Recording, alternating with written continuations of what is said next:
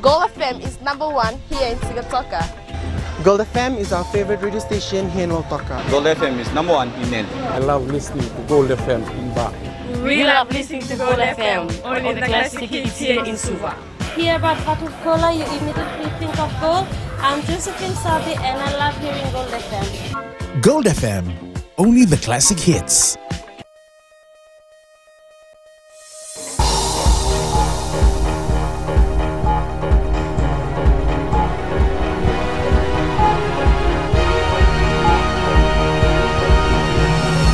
In this bulletin, 2,000 claims for workers' compensation with Labour Ministry.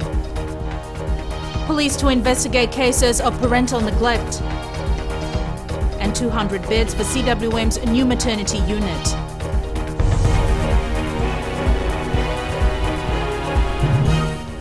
Good evening, I'm Jackie Spate and this is FBC News. A Class 8 student, 2 fifth formers and 3 men are suspects in what appears to be a vicious and premeditated gang rape in Rakiraki. On Monday night, a 16-year-old student was returning home from her aunt's place when she was met by 2 of the men near the village church. She was then taken to a shed in a sugarcane field where the other 4 men were waiting and the gang rape occurred. The mother reported the attack to the Rakiraki police station after refusing to accept a traditional presentation by the suspects to seek forgiveness from her family. Close to $1 million has been paid out as workmen's compensation by the Labour Ministry in the first quarter of this year. However, as Mikalonga reports, fresh claims for compensation have been flooding in at an average of 10 to 15 cases a day. The Labour Ministry paid out compensation for work-related injuries and deaths both in the civil service and private sector between January and April this year, totaling $574,000. We currently have almost 2,000 cases, but majority of these cases are injury cases. You can say 90% of these reported cases injury. They have the avenues. Louis Mario told a Gold FM talkback show today the number is indicative of people becoming aware of their rights and the processes to follow when they encounter a mishap or death of a family member at work. Reporting an incident doesn't mean that you're exposing your organization. You are just advising us that an incident has happened or an accident has happened so that we can come and help you and identify the source of the root cause and then prevent the other one from happening. With an average of 15 cases reported in a day to the Labour Ministry, workers are being advised to take charge of their lives and ensure their safety at all times during working hours. Whatever compensation is paid, you don't be able to buy back whatever you have lost, whether it's a loved one or a limb, money. Once it finishes, you'll still have that result of that injury with you. I would just like to advise the listeners, whether be it employers or workers, that each injury in the workplace or an incident has to be reported. And as we are going through with our work, we find out a lot of companies or organizations have failed to report an incident. The Labour Ministry has identified a number of organizations who failed to report injuries to their workers during working hours. They will soon be issued with notices to pay a fine of $5,000 for each unreported case. Mikalonga, FBC News. Cabinet has approved Wednesday the 17th of September as a declared paid public holiday set aside for the national election. Labour Minister Chone Osumate tabled a paper in Cabinet this week to facilitate a successful outcome for the nation's first one-day general election. Osumate encouraged employers and workers to obtain copies of the Minister's Gazette Declaration at the end of next month from government printers or from the Ministry's website, www.labour.gov.fj. Parents or guardians who do not provide necessary care for their children will be dealt with in court according to the Negligence Act of the New Crimes Decree. The Fiji Police Force will now deal with these cases compared to the past when the investigation process ended with the post-mortem. Savara Tambua has more. The Fiji Police Force will now enforce dealing with incident cases which involved the death of our little ones. When the post-mortem is conducted, once the finding is being produced by the doctor, that is where investigation ends. However, in this new crimes decree, we would like to enforce this from the other angle. The negligence part of the parents and the guardians and those that have been lawfully in custody of children. ASP Tunravu says 2 cases are pending in court involving parental negligence of their responsibility. They involve a fire in Tavioni and a drowning incident on Vatulele Island. Investigations are currently underway, and the force will ensure that if negligence was involved leading to the death, it will be dealt with in court. Also, the recent cases that have been reported, our investigators are pursuing also along that line. Should they have evidence that parents or guardians they do not adhere or they do not fall in line, they falling short of the standard of care under the Negligence Act, the offences that has been, if there's an infringement under the Section 32 of the Crimes Decree, we'll have to charge them and produce them in court. Meanwhile, the Fiji Women's Crisis Center has assured it is not only the parents' responsibility to look after little ones. They are mothers and they are, overworked at home and there is no father around and no other person. And that's a community responsibility. Parents, keep an eye on your little ones. The police force will take you to task under the law if you neglect your responsibilities. You can be sent to jail if you're found guilty. Sawera Tambua, FBC News. The Ministry of Health will soon be getting 200 new beds for the new maternity ward at the CWM hospital in Suva. Josephine Navula reports. The shortage of beds at the maternity unit could soon be a thing of the past as the hospital expands. What government has endorsed is for us to build 200 beds new maternity units. Dr. Torres says the development is part of phase 1 of the 2-year program. Once we complete phase 1, we'll shift all the mothers to that wing. Then the Lancaster ward, which is housing the gynae patients, the women, we will shift them here. Such initiatives will help reduce people being left here without beds at the hospital, where more and more expectant women are coming for maternal care. Josephine Nabula, FBC News. Overseas buyers eye cocoa yams. That's after the break.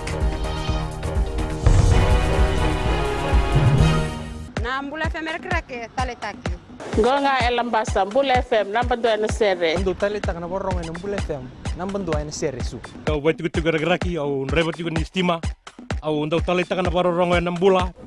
Bola bina Fiji Mbula FM number 2 singa toka. Bola bina era roga Mbula FM number 2 tikonga. Mbula FM number 2 na sere.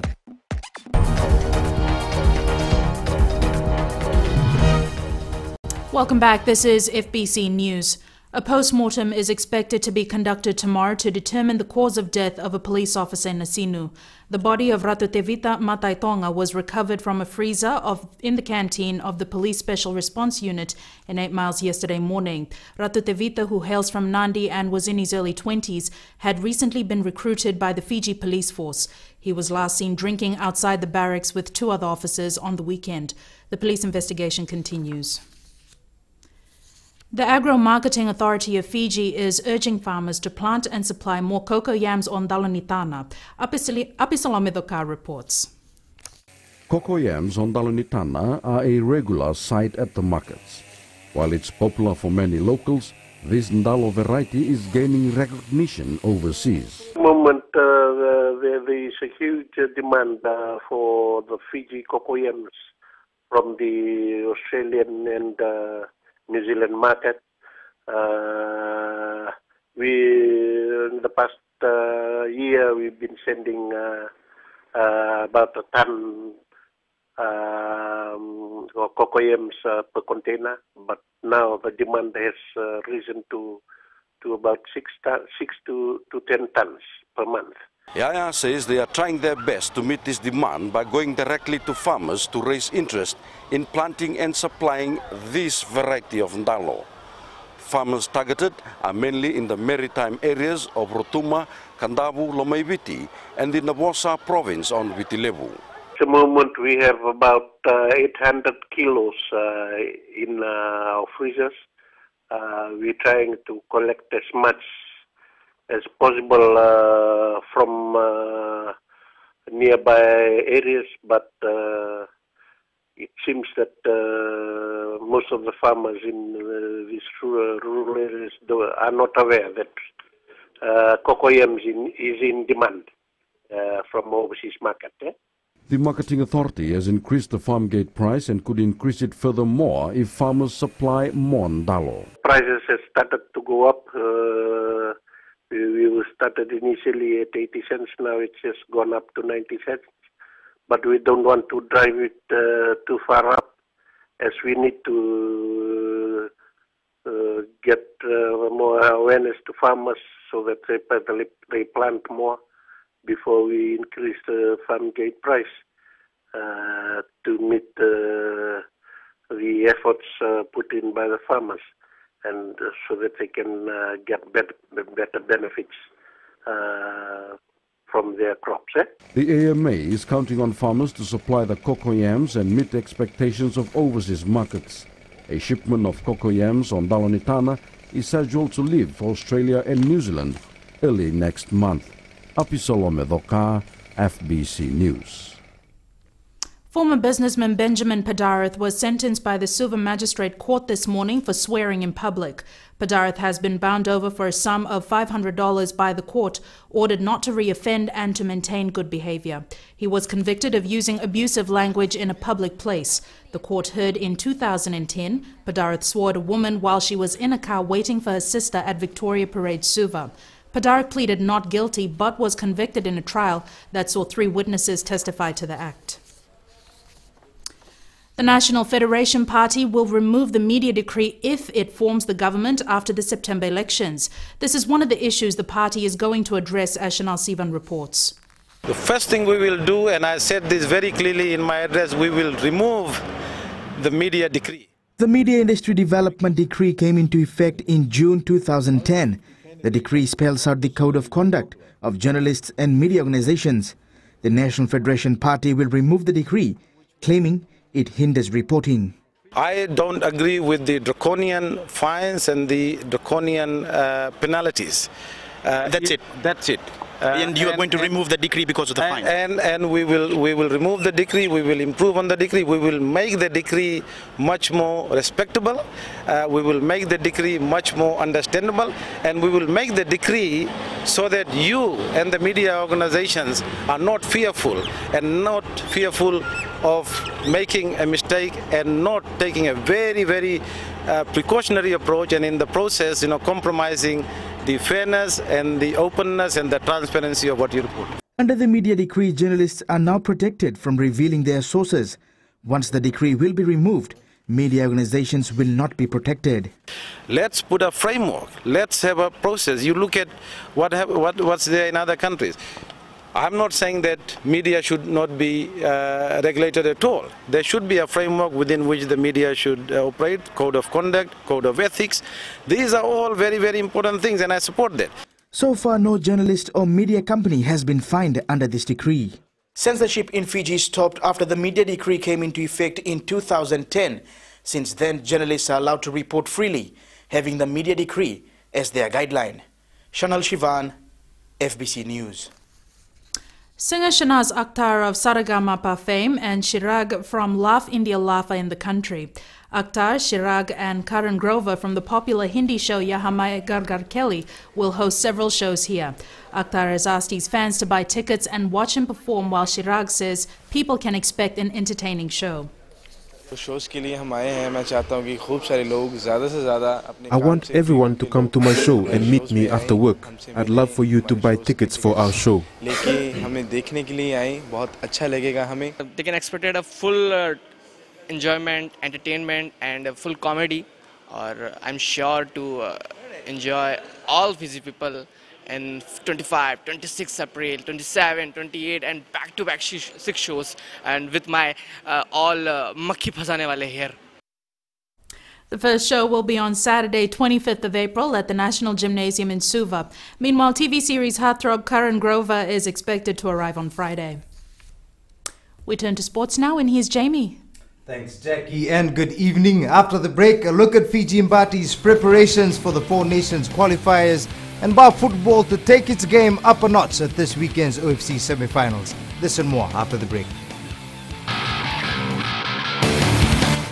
Mirchi FM is #1 in Singapore.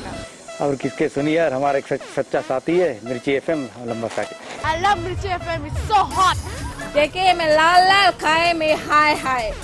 Tangi tangi taupo में Mirchi FM is hot. Here at Rugby Town, Singapore, love listening to Mirchi FM. Mirchi FM, it's hot. Mirchi FM is #1 in Suva. It's hot. हम English लंबा सा में रहता है. तो क्या बताइए हम मिर्ची एफएम सुनता है. Mirchi FM, बहुत जुलूम जुलूम. Mirchi FM, it's hot.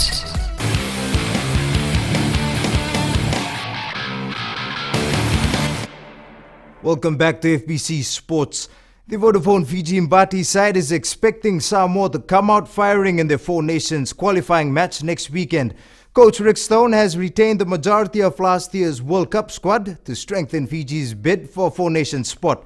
Tsalenda Dakadaka has more. Local players Tikiko Noke, Oses Sandrau and Atunai Saturangaiviu will be joining their compatriots next week for the crucial match. The three have 1 week to gel with the NRL players for the all-important game. If you look at the team that is going to play against Samoa, they've got Tangele Ratubuki, Lotte Tungir, some of the new inclusion in this game against Samoa. So hopefully it will boost the preparation for the boys, especially the local boys, the young boys that are coming up to see Lotte Tungiri there, and Aston Sims, see some of the senior players that have been playing NRL. So hopefully they'll boost all the young players that are coming through the ranks. One of two local players that went to the World Cup last year, Noke is hoping for his first game at international level. I'm expecting to play against Samoa since I didn't play any match in the Rugby League World Cup last year. But this match against Samoa, I'm really eager to play. Whatever the result comes out, I'll be happy with it. So yeah. The side can expect a tough outing against their island rivals next Saturday in what is expected to be a fiery encounter. Chalendo Takadak, FBC Sports. Meanwhile, the Fiji Rugby League Under-18 side is also preparing for a 3-match tour of Australia next week. The squad features the cream of the crop from local secondary schools competition. The team will be camping at Mesinu Secondary School in preparation for the tour. The side will face quality opposition, including New South Wales state champions Patrician Brothers Blacktown High School. Players have been reminded of the reward that can come from putting in a good performance. Yeah, definitely it'll be a good exposure, and it'll be an opportunity to showcase the talents that they have. There'll be scouts, NRL scouts out there. Hopefully some of them might get noticed in order to secure contracts. The team will depart for Australia next Thursday. Vodafone 4R Electrical Mba is leaving no stones unturned ahead of the OFC Champions League semi-final against high-flying Amical FC. The men in black came through undefeated in the group stages but are working on lifting their game to another level against the champion Vanuatu side. It's only the rectification of things which we saw was not available, and that's what is been rectified by the coach and the team members. We respect them, and we will be playing according to what our plans are. That is your sports for this evening. Jack is up next with business.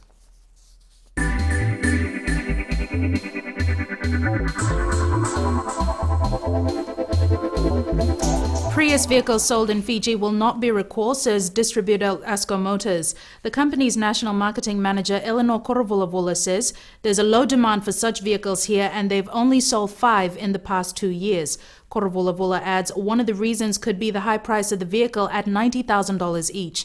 Toyota is recalling Prius vehicles globally because of a software problem which causes cars to suddenly stop. Prius vehicles have already been recalled in countries like North America, Japan and Europe.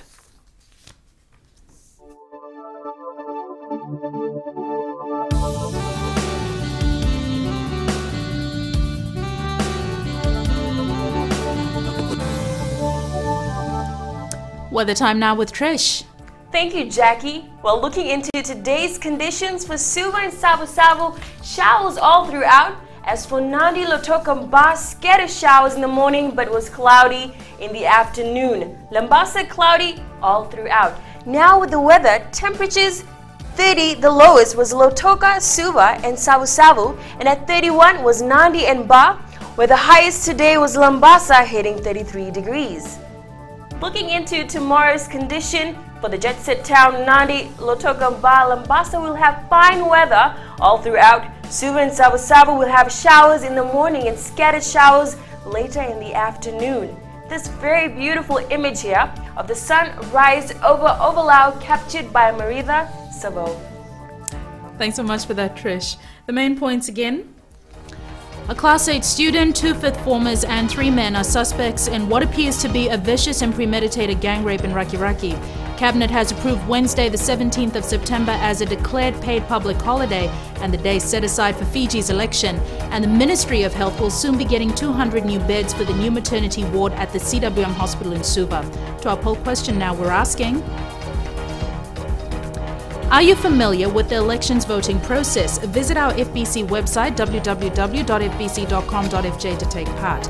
Remember, you can send us newsworthy pictures and videos on email citizenseyes@fbc.com.fj or share it with us via Facebook page FBC News. And if you're on Twitter, follow and tweet us your news tips at FBC News or simply hashtag FBC News. That's all from us tonight. Good evening.